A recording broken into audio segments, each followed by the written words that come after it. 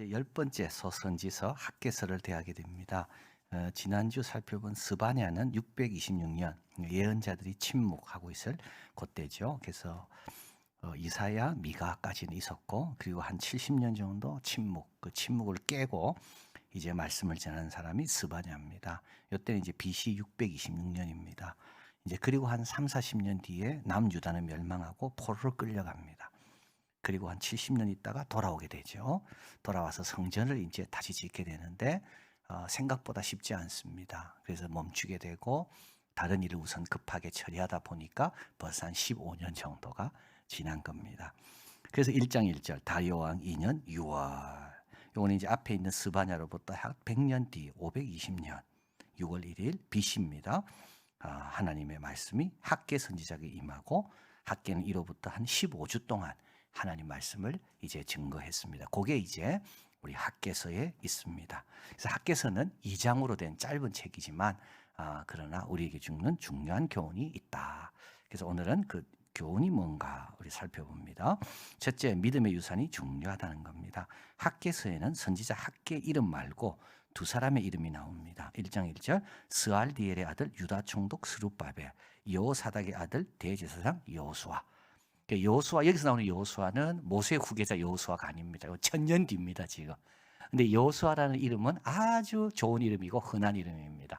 그래서 호세아 선지자도 여호수아라는 뜻이고, 이사야도 여호수아, 우리 예수님도 여호수아, 이 다 뜻이 똑같습니다. 여호와께서 구원하신다.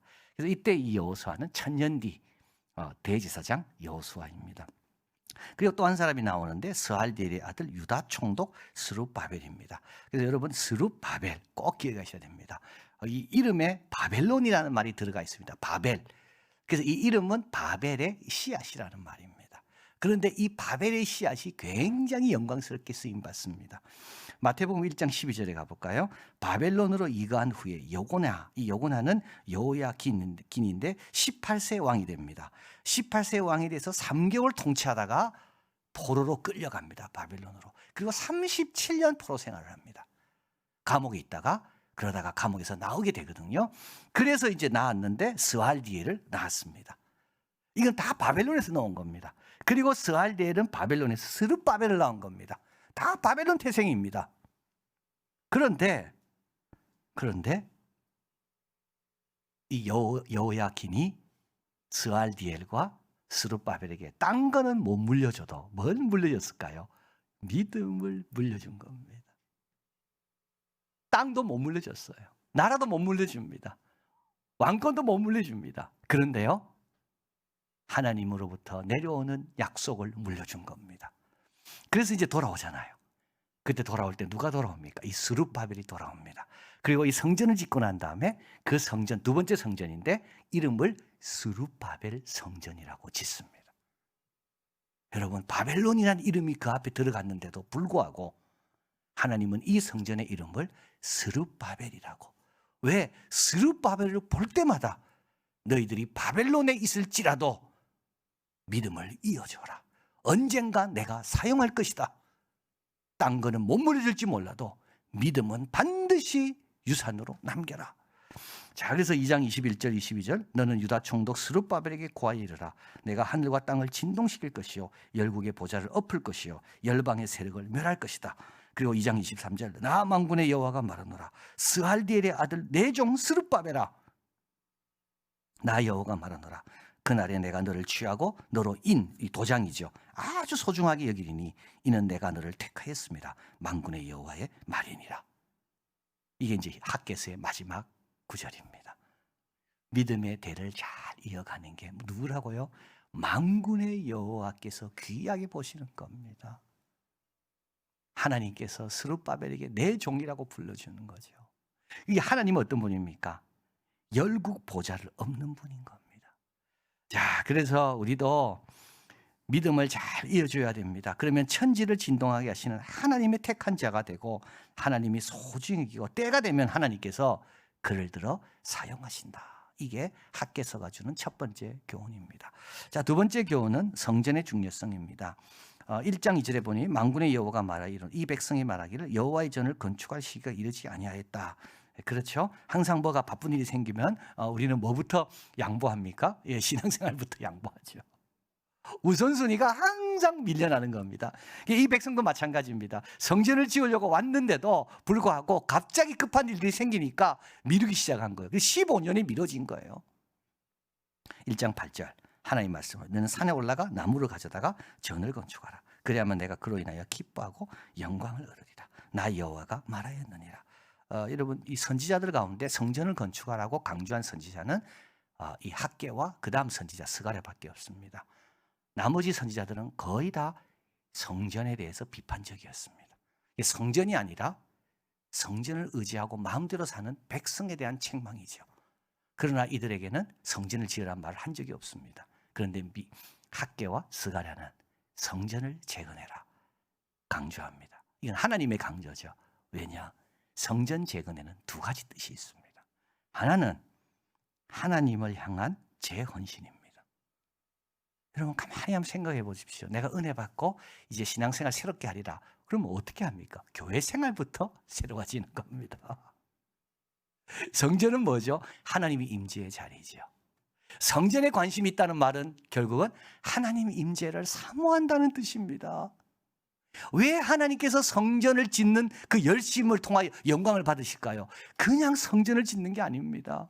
먹고 살라고 짓는 게 아닙니다. 하나님이 오시옵소서. 하나님의 자리입니다. 이게 뭐라고요? 이게 성전 건축인 겁니다. 그래서 이게 재헌신인 거죠. 그래서 하나님은요 그 백성들의 그 마음을 보시고 영광 받으시고 기뻐하신다는 겁니다. 또 한 가지 있다면 이 성전은 절기와 관련되어 있습니다. 모든 절기는 어디서 지킵니까? 성전에서 지킵니다. 여러분 우리 교회력에 따른 모든 절기는 어디서 지킵니까? 교회에서 지킵니다. 가정에서는 잘 못 지켜요. 지금 가정에서 대강절이라고 여러분 뭐 행사하는 가정 거의 없습니다. 교회 오면 지금이 대강절이구나. 교회 오면 지금이 추수감사절이구나. 교회 오면 지금이 고난 주간이구나. 그래서 예수님의 일생을 따라서 그 절기를 묵상하는 것은 그건 교회 생활을 통해서만 그렇습니다. 구약 성전도 마찬가지입니다. 절기에 순례의 자들이 올라옵니다. 그러면서 올라오면서 불렀던 노래가 성전으로 올라가며 부른 노래 시편에 있습니다. 내가 산을 향하여 눈을 들리라. 이거는 다 순례자가 불렀던 노래입니다. 그리고 올라오면 뭐가 있나요? 형제가 연합하여 동거하며 어찌 그리 아름다운고. 여러분 보지 못했던 자들을 만나고 서로 격려하고 그 하나님의 형제자매 된 것을 확인하는 것은 어디서입니까? 이거는 교회거든요. 그리고 이제 말씀을 딱 듣고 예배드리고 이제 갑니다. 이때 또 하나님 말씀이 울려나죠. 너희 출입을 지금부터 영원까지 지키시리라. 자, 그래서 여러분 성전을 짓는다는 것은 절기가 회복되는 거고 순례가 일어나는 것이고 형제가 연합하여 동거함이 이루어지는 겁니다. 지난 가을 비전 축제 때 우리 자녀들이 요나와 요나의 하나님 새벽 기도에 참여했습니다. 이 첫날 요나가 여호와의 낯을 피하여 다시스로 갔다는 내용이 있었는데 이때 우리 한 어린이가 이렇게 적었습니다. 하나님 나는 요나처럼 도망치지 않을래요. 그리고 바다에 던지는 내용이죠. 요나가 이때 한 아이가 이렇게 적었어요. 하나님 우리도 큰 폭풍만 나면 우리가 바다에 뛰어내려 다시 바다가 잔잔하게 해주세요.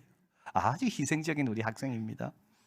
그리고 또 요나가 큰 물고기에서 기도한 내용 있잖아요. 그때 제가 이제 이 기도는 옥문도 부수고 지옥문도 부순다 이래 했는데 우리 이 학생은 이걸 이렇게 들은 것 같아요. 하나님 우리도 기도로 성전을 부수게 해주세요.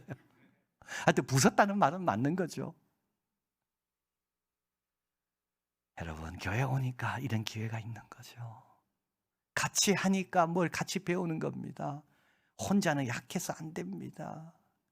자, 그래서 성전이 중요한 이유는 그 크기가 아니고 화려함이 아닙니다.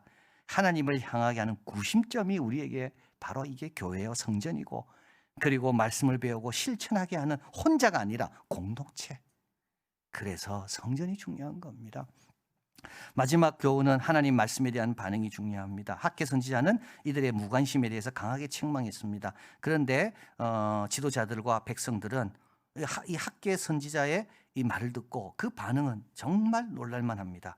1장 12절 스알딜의 아들 스룹바벨 요사닥의 아들 대제사장 요수아 남은 바 모든 백성이 그 하나님 여호와의 목소리와 선지자 학개의 말을 청종했습니다. 여러분 이게 호세아가 외칠 때는요 아무도 청종 안 했습니다. 호세아는 어느 정도입니까? 자기 아내를 음란한 여인을 아내로 맞이할 만큼 순종한 그 선지자입니다. 그가 외칠 때 그 미쳤다 그랬어요. 아모스가 외칠 때는 네 고향으로 돌아가라 그랬어요. 아무도 여러분 불편한 진실을 대하기는 참 원치 않습니다. 그런데 이 백성들은요 학개의 말을 청종했습니다. 두 가지 이유 때문입니다. 하나는 자기 소유를 돌아보라 그랬거든요. 자기 소유를 객관적으로 좀 돌아봐도 내가 참 얼마나 부족한가를 알게 됩니다. 또 한 가지는 학개를 하나님이 보내신 우리를 위해 보낸 하나님의 선지자라고 받아들였기 때문에 그 말씀을 그대로 받은 겁니다. 그런데 놀라는 것은 이들이 학개의 말을 듣잖아요. 듣고 나서 끝이 아닙니다. 1장 13절 그때 여호와의 사자 학개가 여호와의 명을 의지하여 백성에게 고하여 가로되 나 여호와가 말하니 내가 너희와 함께 격려의 말씀이 그 다음에 있습니다. 불편한 진실을 받아들이면요 그 다음에 하나님의 위로와 격려가 그 다음에 오는 겁니다. 여러분 진짜 위로받고 싶은 사람은요 하나님 앞에 회개하고 순종하면 위로가 그 다음에 오는 겁니다. 위로만 찾아서는 안 됩니다. 자, 그리고 또 1장 14절 여호와께서 스알디엘의 아들 유다 총독 스룹바벨의 마음과 여호사닥의 아들 대제사장 요수아의 마음과 남은 바 모든 백성의 마음을 흥분시킵니다. 흥분이란 말은 기쁜, 담대한, 난관도 담대히 헤쳐나가는 강한 마음을 말합니다. 그런데 이 마음이 모두에게 동일하게 주어지는 겁니다. 사도 바울이 말씀한 것 같습니다. 고린도전서 2장 9절 기록된 바 하나님이 자기를 사랑하는 자를 위하여 예비하신 것은 눈으로 보지 못하고 귀로 듣지 못하고 사람의 마음으로 생각지 못하였다 함과 같으니라. 학개가 처음 외쳤을 때 이런 말씀이 올지 알았을까요? 몰랐을 겁니다. 그저 자기 소유를 돌아보고 하나님이 우리를 위해 주신 말씀인 줄 받아들이고 순종하다 보니까 격려의 말씀도 있고 놀라운 마음의 평안도 있고 우리 예수님이 하신 말씀도 같습니다. 마태복음 11장 25절 그때 예수께서 대답하여 가라사대 천지의 주제이신 아버지여 이것을 지혜롭고 슬기 있는 자들에게 숨기시고 어린 아이들에게 나타내심을 감사나이다. 누가 이런 걸 보고 누가 이런 걸 갖습니까? 겸손하게 하나님 말씀을 순종하는 자에게 이게 주어지는 겁니다. 자, 그래서 여러분 말씀에 대한 반응이 아주 중요합니다. 왜냐하면 그 다음 걸 결정하거든요. 그 다음 게 결정됩니다. 말씀을 거부합니까? 사망에 이르게 됩니다. 말씀을 받아들입니까? 구원에 이르게 됩니다. 말씀을 거부합니까? 있는 것까지 뺏깁니다. 말씀을 받아들입니까? 더 받아 풍성하게 됩니다. 이게 학개가 우리에게 가르치시는 내용입니다. 자, 이렇게 말씀을 듣고 성전 재건에 열심을 내었습니다. 그런데 솔로몬의 성전에 비하면 너무 보잘것없어 보입니다. 2장 3절 너희 중에 남아있는 자 곧 이전의 이전 영광의 솔로몬의 성전이죠. 본 자가 누가 있느냐 이제 이것이 너에게 어떻게 보이느냐 이것이 너희 눈에 보잘것없지 아니하냐. 산에 있는 나무 갖고 지었으니 얼마나 보잘것없겠습니까? 처음에는요 하나님 말씀을 듣고 순종하며 짓기 시작했습니다. 근데 모양이 조금씩 나타나기 시작하는데 모양이 그렇게 좋지 않습니다. 솔로몬의 성전은 레바논의 백향목을 가져왔거든요. 두로와 시돈 사람들이 와서 그 돌을 깨는 전문가들이 와서 돌로 그 성전을 만들었거든요. 근데 그에 비하면 이 동네에 있는 나무 갖고 지으니까 이 성전이 얼마나 보잘것없겠습니까? 그래서 너희 눈에 어떻게 보이느냐? 근데 하나님 말씀합니다. 내가 이 성전을 내 영광으로 채울 것이다. 여기에 평강이 임할 것이다. 은도 내 것이요 금도 내 것이요 내가 천지를 진동하면 거기 있는 모든 것이 이곳으로 모일 것이다. 자, 그러니까 어떻게 하라? 2장 4절 나 여호와가 이르노라 스룹바벨아 스스로 굳세게 해라. 여호사닥 아들 대제사장 요수아야 스스로 굳세게 해라. 이 땅의 모든 백성아 스스로 굳세게 하여 일하라. 여러분 믿음의 유산을 남기는 게 작게 보입니까? 하나님 재산을 남기는 것은 너무나도 큰 일이고 중요한 일이고, 그거에 비하면 믿음의 유산을 남기는 것은 그냥 어떻게 되겠지 이렇게 생각합니까? 우리 눈에 어떻게 보입니까? 믿음의 유산 남기는 게. 스룹바벨처럼 천지를 진동시키는 분의 택한 자요 소중히 여기는 자가 그 되게 하는 것이 그것처럼 중요한 일이 어디 있겠습니까? 성전을 오는 것 작은 일이 아닙니다. 우리 하나님 영광 받으십니다. 우리의 믿음은 굳건해집니다. 말씀에 적극적이고 순종적으로 반응한 작은 일이 아닙니다. 받아 넉넉하게 되고 믿음의 선조들에게 주신 동일한 걸 경험하게 하는 것이 말씀에 순종하는 겁니다. 우리 눈에 어떻게 보입니까? 세상은 크게 보이고 교회는 작게 보입니다. 스스로 굳세게 해서 계속 일하라 말씀합니다. 믿음의 유산을 남기고 이어받기 위해서, 교회 생활에 열심을 내기 위해서, 말씀에 겸손히 청종하기 위해서. 그러면 우리 주님 영광 받으시고 우리는 힘을 얻고 또 얻게 될 겁니다. 그리고 주님이 부르시고 택한 그 귀한 일에 쓰임받는 우리 모두가 될 줄을 믿습니다. 사랑하는 하나님 감사합니다. 참 우리 눈에 뭐가 크게 보이고 뭐가 작게 보입니까? 우리 예수님 눈에는 어땠을까요? 천하만국 영광 보면서 사탄이 유혹했을 때 예수님은 그거에 마음 뺏기지 않았습니다. 우리 예수님 태어나신 말구육간, 너무나도 베들레헴의 말구육간은 초라하고 작은 곳이지만 역사가 변화되고 구원이 일어나고 세상에 없던 평강이 온 곳이 바로 그곳입니다. 저희들이 지금 이곳에 있습니다. 우리가 만나는 하나님이 어떤 하나님인지 잊지 않게 하시고 우리의 가정이 은혜로 믿음으로 이어지고 우리 이한교회는 더 풍성하고 더 순전하고 더 아름답게 되고, 그리고 우리의 말씀에 대한 자세는 다 어린아이 같은 심령이 돼서 있는 자 받아 더 넉넉하게 되고, 그리고 계속 주님의 축복, 주님이 예비해 놓으신 놀라운 것을 향해 나아가는 우리 모두가 되게 하여 주시옵소서. 예수 그리스도 이름으로 기도하옵나이다. 아멘.